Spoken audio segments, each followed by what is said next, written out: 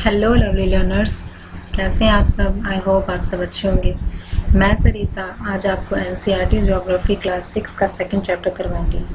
So friends, इससे पहले मैंने इस सेकंड चैप्टर का फर्स्ट पार्ट बना लिया है जिसमें मैंने 2-3 टॉपिक कवर किए थे। ठीक है। सो आपने अगर वो वीडियो नहीं देखी है तो पहले उसको देख लीजिएगा ताकि आपको आगे कंटिन्यू करने में प्रॉब्लम ना हो। ओके। तो आज हम अपनी सेकंड वीडियो और सेकंड पार्ट में शुरू करते हैं जहाँ से हमने उस दिन छोड़ा था। हमने यहाँ तक पढ़ लिया था। ये वाला जो टॉपिक है महत्वपूर्ण अक्षांश रेखा या फिर समानांतर रेखा, ये चीज़ हम पढ़ चुके हैं। आगे हम पढ़ेंगे पृथ्वी के ताप कटिबंध। बेसिकली इसमें हम पढ़ेंगे क्या इस पैराग्राफ में, मैं आपको ये बता देती हूँ। इस पैराग्राफ में हम जो सूर्य की किरणें पढ़ेंगे ना हमारे ग्लोब पर, अलग अलग जगह पे अलग अलग तरीके से जो सूर्य की किरणें पड़ती हैं उसी के अकॉर्डिंग हम उस जगह का नाम रख देते हैं, पर्टिकुलर उस एरिया का नाम रख देते हैं। ठीक है। तो इस जो पूरा पैराग्राफ है, इस पैराग्राफ में हम यही पढ़ेंगे कि हर एक जगह का क्या क्या नाम रखा गया है। तो ये वाला टॉपिक शुरू करने से पहले मैं आपको ये दोनों टॉर्च की स्टोरी बता देती हूँ। क्या है इसमें एक टॉर्च है और आपको ये गत्ता सा लगा रखा है। इस टॉर्च की लाइट को आप देखेंगे कि ये डायरेक्टली सीधे सीधे इस गत्ते पे मारी जा रही है। इसकी जो लाइट है वो इस टॉर्च के ऊपर जलाई जा रही है। तो आप इस टॉर्च को सूरज मानेंगे और इस गत्ते को हम या फिर हमारी पृथ्वी का जो एरिया कवर करने वाला पोर्शन है वो मानेंगे। तो ये कहना चाहता है कि अगर टॉर्च की लाइट डायरेक्टली बिल्कुल सीधे सीधे हम गत्ते पे जो लाइट है उसका जला रहे हैं गत्ते पे, तो उसकी जो एरिया कवर करने की जो क्षमता है वो कम है। आप यहाँ देख सकते हैं इसने छोटा सा ही गोला बनाया, इसका मतलब जो रोशनी है वो इतनी ही दूर पे आ रही है। तो इससे क्या होगा, इससे ये कहना चाहता है कि हमारी पृथ्वी के ऊपर जब सूर्य की किरणें बिल्कुल स्ट्रेट पड़ती हैं, बिल्कुल सीधे पड़ती हैं, जब दोपहर का टाइम होगा, आपने महसूस किया है जब दोपहर का टाइम होगा तो हमारे सर के ऊपर बिल्कुल सीधे सीधे सूर्य की किरणें पड़ती हैं और उस वक्त बहुत ज़्यादा गर्मी होती है। वो इसीलिए होती है क्योंकि जो सूर्य का प्रकाश है ना वो डायरेक्टली हमारे ऊपर आ रहा है और वो छोटा सा एरिया कवर कर रहा है, जिस वजह से वो जो ऊष्मा है वो फैल नहीं रही है। और फैल नहीं रही है तो वो छोटे से ही एरिया में अपनी पूरी ऊष्मा को वो मतलब भेज रहा है। तो हमें इसलिए दोपहर के टाइम पे बहुत ज़्यादा गर्मी लगती है। उसका यही कारण होता है कि जो सूर्य होता है वो बिल्कुल हमारे सर के ऊपर होता है और जो उसका प्रकाश की जो किरण होती है उसके वो फैलने की बजाय वो एक पर्टिकुलर जगह पे ही रहती है और कम जगह पे रहती है, इसलिए वहाँ पे बहुत ज़्यादा गर्मी पड़ती है। ठीक है। तो ये सूरज माना गया है, यहाँ पे पृथ्वी माना गया और ये बोला गया कि सूरज की किरणें जितने कम एरिया पे पड़ेंगी उतना ज़्यादा प्रकाश वो वहाँ पर देगा और इस वजह से वहाँ पे उतनी ही ज़्यादा गर्मी होगी। देन ये जो सेकेंड वाला डायग्राम है ये यहाँ पे ये शो कर रहा है कि जो हमारा सूर्य है अगर वो पृथ्वी के ऊपर तिरछा, मतलब कि जो उसकी सूर्य की किरणें हैं वो तिरछी हमारे पृथ्वी के ऊपर पड़ती हैं तो क्या होगा, तो जो किरणें होंगी वो फैल जाएंगी क्योंकि वो तिरछा पड़ रहा है तो तिरछी लाइट बहुत दूर तक फैलेगी। अब वो बहुत दूर तक फैलेगी, इस वजह से जो प्रकाश होगा वो दूर तक जाएगा और दूर तक जाने की वजह से जो ऊष्मा होगी वो पर्टिकुलर जगह पे बहुत ज़्यादा ना होकर थोड़ी ही रहेगी, मीन्स कि वहाँ पे बहुत ज़्यादा गर्मी नहीं होगी। तो ये दोनों जो डायग्राम है वो यही कहना चाहते हैं और इसी बेसिस पे ये वाला पैराग्राफ है। तो हम यहाँ पे शुरू करते हैं पृथ्वी के ताप कटिबंध। इस वाले पैराग्राफ को हम पहले पढ़ेंगे एंड इस वाले पैराग्राफ में आप यहाँ पे देख सकते हैं ये उष्ण कटिबंध एक मेन हेडिंग है। इस मेन हेडिंग का जो पूरा थ्योरी है वो ये वाला पूरा पैराग्राफ है, तो मैं इसको पढ़ने जा रही हूँ, ध्यान से देखिएगा। ये कह रहा है कि कर्क रेखा एवं मकर रेखा के बीच के सभी अक्षांशों पर सूर्य वर्ष में एक बार दोपहर में सिर के ठीक ऊपर होता है, इसलिए इस क्षेत्र में सबसे अधिक ऊष्मा प्राप्त होती है। जो मैंने अभी बताया बिल्कुल ठीक ऊपर होगा तो सबसे ज़्यादा ऊष्मा प्राप्त करेगा वो, या फिर उस एरिया को सबसे ज़्यादा ऊष्मा प्रदान करेगा। तो वहाँ पे बहुत ज़्यादा गर्मी होगी और बहुत ज़्यादा गर्मी होने के कारण ही उस एरिया का जो नाम है वो रखा जाएगा उष्ण कटिबंध। ठीक है। तो उस वाले एरिया को जहाँ पर सूर्य की किरणें डायरेक्टली पड़ती हैं उस वाले एरिया को उष्ण कटिबंध कहा जाता है क्योंकि वहाँ पर गर्मी भी बहुत ज़्यादा होती है। ठीक है। इसका एग्जाम्पल दूंगी मैं आपको इस वाले डायग्राम से। ये देखिए ये लाइट ब्लू वाला पोर्शन है ना, इसको देखिए उष्णकटिबंध लिखा है। यहाँ पे ये बीच वाली गई है आपकी विषुवत रेखा, ऊपर वाली है उष्णकटिबंध, और नीचे वाला भी उष्णकटिबंध ही रहेगा। यहाँ पे इसने नाम नहीं लिखा, इसको भी उष्णकटिबंध बोलेंगे। तो ये वाला जो पूरा ब्लू वाला पोर्शन है ना बीच का, इसमें इन जो पोर्शन को उष्णकटिबंध इसलिए बोला जाता है क्योंकि इन दोनों पोर्शन के ऊपर ही जो सूर्य की किरणें होती हैं डायरेक्टली पड़ती हैं, सीधे पड़ती हैं, और इन दोनों पोर्शन में बहुत ज़्यादा गर्मी होती है, और बहुत ज़्यादा गर्मी होने के कारण इस पोर्शन का नाम उष्णकटिबंध रखा जाता है। ठीक है, आई होप आपको क्लियर हो गया होगा उष्णकटिबंध होता क्या है और कौन सी जगह पर पाया जाता है। अभी मैं आपको एरिया बताऊंगी, कुछ आपको समझ में आ जाएगा। चलिए आगे चलते हैं। इस पैराग्राफ का जो मेन हेडिंग है वो है ये शीतोष्णकटिबंध। यहाँ पे आप देख सकते हैं, मैंने इसको हाईलाइट किया। शीतोष्णकटिबंध का मतलब क्या है, मैं आपको नॉर्मली पहले अपनी वर्डिंग में बता देती हूँ। यहाँ पर क्या होता है, जो सूर्य की किरणें होती हैं वो तिरछी पड़ती है पृथ्वी के ऊपर, और जिस वजह से वो बहुत दूर तक फैलती हैं, और बहुत दूर तक फैलने के कारण वहाँ पे बहुत ज़्यादा ऊष्मा नहीं होती है। लेकिन ये भी नहीं है कि वहाँ पे बहुत ज़्यादा ठंड होगी, क्योंकि सूर्य की किरणें तो पड़ी रही है ना, तो सूर्य की किरणें वहाँ पे होती भी हैं और बहुत थोड़ी होती हैं, जिस वजह से वहाँ का जो टेम्परेचर है वो तो ना तो बहुत ज़्यादा होता है और ना ही बहुत कम होता है। तो इसलिए वहाँ का टेम्परेचर नॉर्मल होता है, जिस वजह से उस नॉर्मल टेम्परेचर के कारण उस एरिया को शीतोष्णकटिबंध कहा जाता है। पैराग्राफ को पढ़ देती हूँ, आपको बिल्कुल क्लियर हो जाएगा। वैसे क्लियर तो हो गया होगा। चलिए पढ़ते हैं। कर्क रेखा तथा मकर रेखा के बाद किसी भी अक्षांश पर दोपहर का सूर्य कभी भी सिर के ऊपर नहीं होता। जो मैंने आपको बताया वो तिरछा पड़ेगा, इसलिए वो सर के ऊपर नहीं होगा। आगे चलते हैं।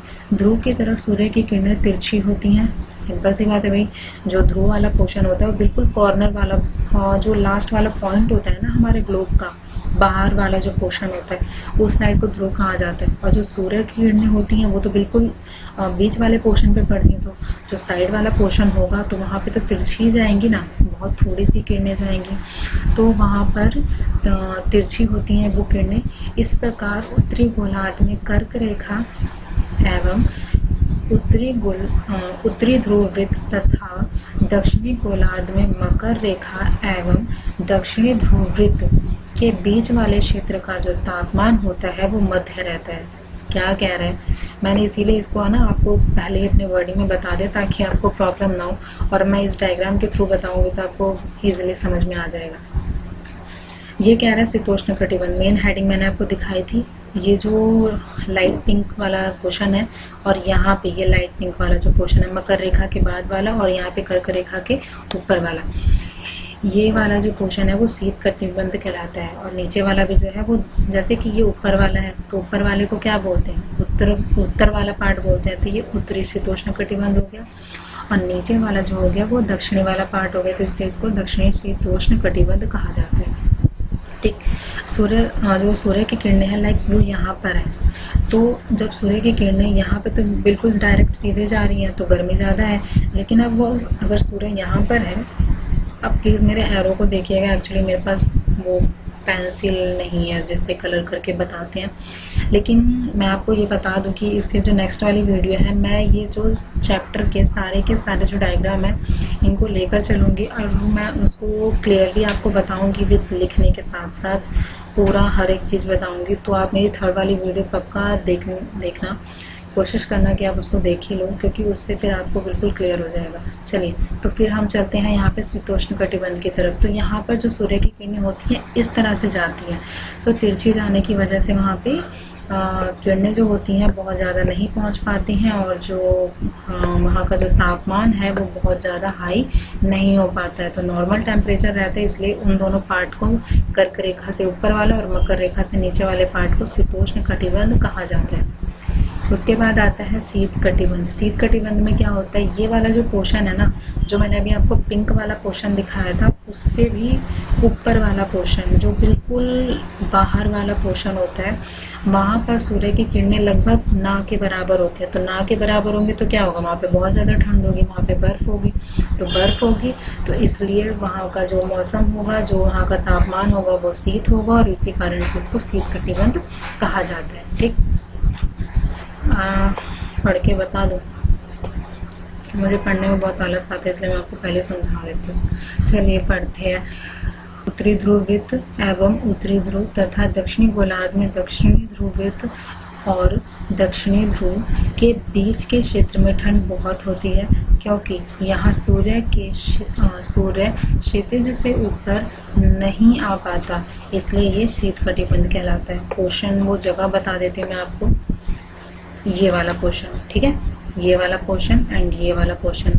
फिर से आप देखिएगा, बाहर वाला जो स्काई ब्लू वाला दोनों है ना पार्ट, इन दोनों को बोला जाता है शीतकटिबंध। ये वाला उत्तरी शीतकटिबंध और ये वाला दक्षिणी शीतकटिबंध, क्योंकि यहाँ पर बहुत ज़्यादा ठंड होती है, क्योंकि सूर्य की किरणें यहाँ पे ना के बराबर होती हैं। चलिए इसके बाद आते हैं हम देशांतर क्या है। देशांतर बेसिकली होता क्या है, इससे पहले मैंने आपको अक्षांश रेखा बताई थी। अक्षांश रेखा जो होती है वो ऐसे करके हॉरिजॉन्टल होती है, ठीक है, मतलब हॉरिजॉन्टली खींची जाती है। लेकिन जो देशांतर रेखा होती है, यहाँ पे आप डायग्राम में देख सकते हैं, ये ऐसे वर्टिकल खींची गई है, ठीक।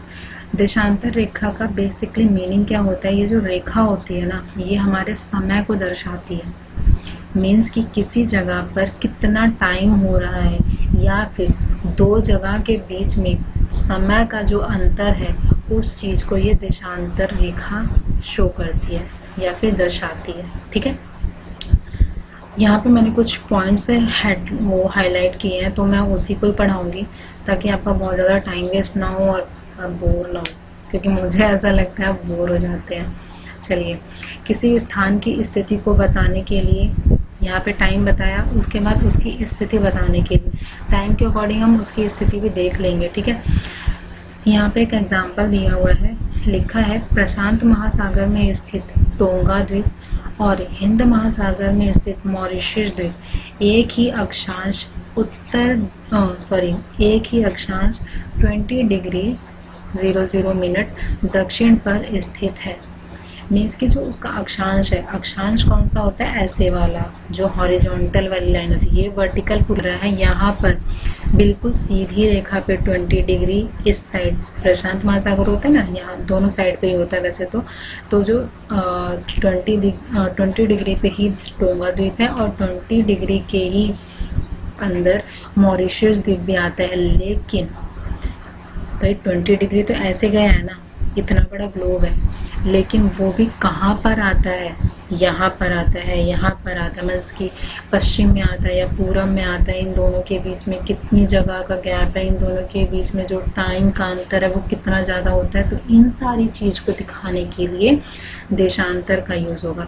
अक्षांश तो हमें बता दिया उसने कि भाई ये दोनों एक ही अक्षांश वाली डिग्री पे आते हैं, लेकिन जो देशांतर है, देशांतर का मीन्स कि उनकी स्थिति की वो पूरब में है या पश्चिम में है, या उन दोनों के जो एरिया के बीच में गैप कितना है, या इन दोनों एरिया के बीच में जो टाइम का अंतर है वो कितना है।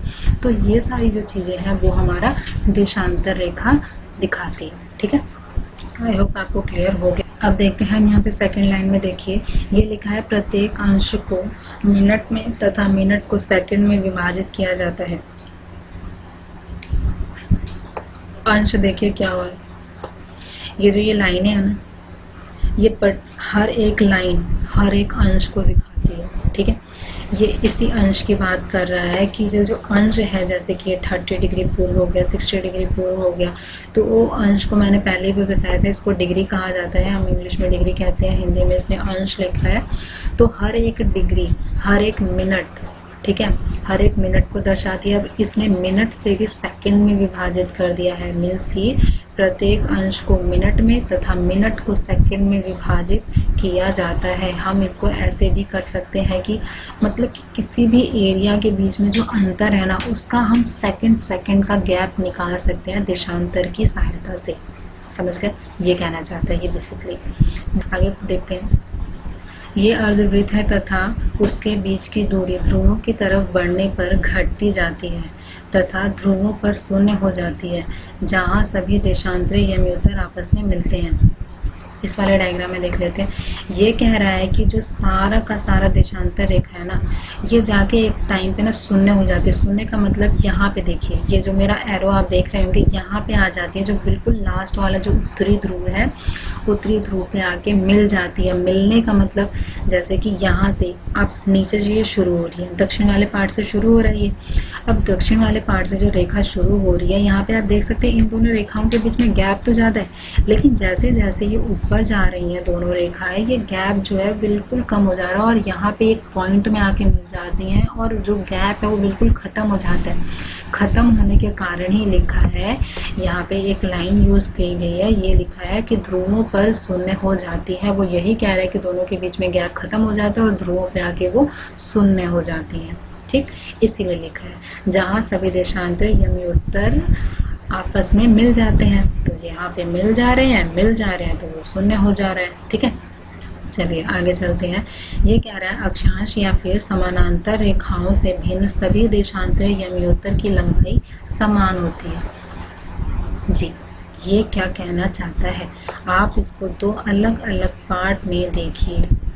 एक तो ये बहुत हाईलाइट हो गया और दूसरा यहाँ से शुरू करते हैं और जाएंगे यहाँ तक। जी, भिन्न को अलग रखिएगा। अक्षांश या फिर समानांतर रेखा से भिन्न, भिन्न क्यों? क्योंकि अक्षांश जो है वो समानांतर रेखा है, मीन्स कि दोनों लाइन के बीच में या 2 डिग्री के बीच में गैप जो होगा वो समान होगा। इससे भिन्न सभी देशांतर यमयुत्तर की लंबाई समान होती है। ये समान की तो बात ये भी कर रहा है, लेकिन कह रहा है उसकी लंबाई समान होती है। लंबाई का मीन्स ये समान होता है, ये वाली लंबाई समान होती है, लेकिन दोनों के बीच में गैप समान नहीं होता है।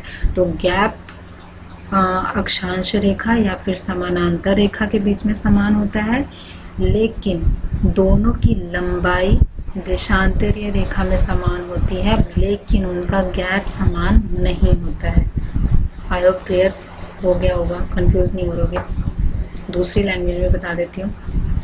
जो अक्षांश रेखाएं होती हैं, 2 अक्षांश रेखाओं के बीच का गैप समान होता है। ठीक, देशांतरीय रेखाएं होती हैं, 2 देशांतरीय रेखाओं के बीच गैप समान नहीं होता है। उनका जो समान होता है वो होती है लंबाई, उनकी लंबाई समान होती है। समझ गए? अब समझ आ गया होगा, आई होप क्लियर हो गया होगा। चलते आगे चलते। यहाँ पे कह रहा है, ये मैं एक लाइन स्किप करके सेकंड वाली लाइन पे आई हूँ। ये कह रहा है ग्रीनिच। ग्रीनिच कहाँ पर है? जहाँ ब्रिटिश राजकीय वेधशाला स्थित है से गुजरने वाले यमयुत्तर से पूर्व और पश्चिम की ओर गिनती शुरू की जाए। ये मत पढ़ना, यहाँ से पढ़ो, बस इतना है जो मैंने हाईलाइट किया ना, बस इतना वाला पार्ट देखना है। जो ग्रीनिच है वो कहाँ पर स्थित है? वो ब्रिटिश राजकीय वेधशाला के पास स्थित है। इसका मान 0 डिग्री देशांतर होता है। ये वाली ग्रीनिच लाइन है, ये वाली। ठीक है, इसको इंग्लिश में ग्रीनविच मीन लाइन भी कहते हैं और शॉर्ट फॉर्म में GMT भी कहते हैं। तो ये वाली जो लाइन है ना, ये वेधशाला से होकर गुजरती है और इसे प्रमुख यमयुत्तर कहते हैं और ये 0 डिग्री देशांतर होती है। ठीक, ये कह रहा है। इसके बाद चलते हैं, यहाँ से हम 180 डिग्री पूर्व और 180 डिग्री पश्चिम की गणना करते हैं। यहाँ से हम 180 डिग्री पूर्व, ये वाला पोर्शन, और 180 डिग्री पश्चिम, इधर की साइड पे, इन दोनों की गणना की जाती है। इंटरेस्टिंग बात क्या है, यह जानना रोचक होगा कि 180 डिग्री पूर्व और 180 डिग्री पश्चिम यमयुत्तर एक ही रेखा पर स्थित है। मीन्स कि ये वाली जो रेखा है ना, इसी रेखा के ऊपर 180 डिग्री पूर्व भी आता है और 180 डिग्री पश्चिम भी आता है। मीन्स कि ये कोई 2 अलग अलग लाइन नहीं जाएगी कि इसके पैरेलल में कोई एक और लाइन जाएगी और वो पूर्व को दिखाएगी और इसके पैरेलल में कोई एक और लाइन जाएगी और वो पश्चिम को दिखाएगी। नहीं, वो ये एक ही लाइन है जो कि पूर्व को भी दिखाती है और पश्चिम को भी दिखाती है। ठीक है, 180 डिग्री पूर्व को भी दिखाती है और 180 डिग्री पश्चिम को भी दिखाती है। आई होप क्लियर हो गया होगा। चलो, हाँ, इस वाले पैराग्राफ को आप खुद से पढ़िएगा क्योंकि इसमें कुछ एग्जाम्पल लिखे हुए हैं, तो वो पढ़ने का मतलब टाइम वेस्ट करना। मैं अपना टाइम वेस्ट की नहीं कह रही, ताकि मेरी वीडियो थोड़ी शॉर्ट बने और आप बोर ना हो, लेकिन आपको ये पढ़ना है क्योंकि वो जो एग्जाम्पल है उसके थ्रू आपको बहुत अच्छे से समझ में आ जाएगा। अब आते हैं इस वाले डायग्राम में। यहाँ पे देखिए ग्रीनिच लिखा है, मेरे कर्सर को देखिएगा, लिखा है ग्रीनिच। ठीक है। यही वाली वो जो ग्रीनिश लाइन है वो ऐसे ऐसे ऐसे सीधे गई, मतलब कि ये देखिए ये यूरोप और ब्रिटेन से होते हुए जा रही है, ये कट करती हुई ये पूरी सीधी लाइन जा रही है। ये वाली है ग्रीनिश लाइन। आप अपने वर्ल्ड मैप में देखिएगा, यूरोप के पास से और ब्रिटेन के पास से जो सीधी लाइन जाती है ये 0 डिग्री को शो करती है, जो कि ग्रीनिश लाइन कहलाती है, या फिर इसको प्रमुख यम उत्तर लाइन भी कहते हैं। ओके, चलिए।